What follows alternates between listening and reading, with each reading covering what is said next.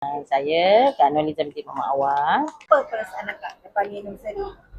Selepas akak cuba minum seri ni, akak minum pagi je. Waktu pagi, bangun tidur sebelum akak makan apa-apalah, sarapan sebelum ambil breakfast apa-apa kan. Akak bancuh dulu satu uncang, letak air panas, kemudian akak diamkan sekejap sampai naiklah warna dia tu kan, satu cawan saja. Bila dah dapat warna yang akak nak, akak keluarkanlah uncang tu, akak letak dalam mangkuk, akak simpan semula, akak simpan dalam peti sejuk. Kemudian akak minumlah sebelum sarapan, akak minum memang setiap pagi sejak akak mulakan ni dalam 1 minggu ni lah.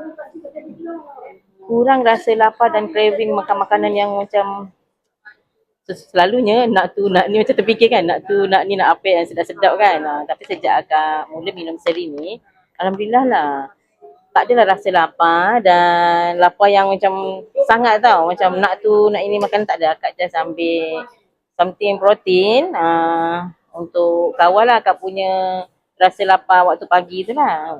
Selepas ambil protein, akak minum seri, teh seri ni dia tu je sampai tengah hari baru akak lunch. Biasanya sarapan tu dalam pukul berapa minum?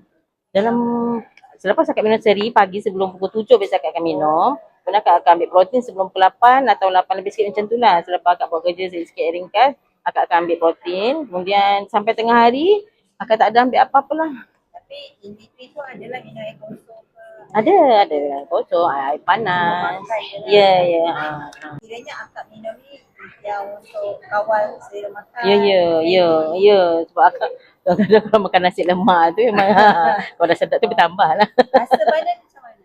Ringan, rasa lebih selesa lah kita nak buat kerja.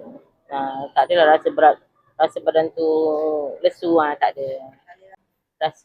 Tak adalah rasa macam nak makan. Kadang kita kan macam pukul 10 tu nak cari benda-benda makanan. Kiranya setakatnya akak minum seri kosong je lah. Tak Ya. adalah letak madu. Tak ada, kosong, tak, gula pun akak tak letak, seri kosong sahaja. Kalau ada member yang risau macam akak kan, jenis suka makan semua, apa pesanan akak? Akak nak suggest lah dia seri. Nak suggest dia sebab akak rasa badan akak memang ada perubahan sejak minum seri. Jadi akak nak share lah dengan kawan lepas ni. Kalau macam ada kawan-kawan yang mengeluh lah bahawa sarapan ni suka makan-makan berat kan. Akak nak suggest dia minum seri. Supaya dia rasa macam akak rasa.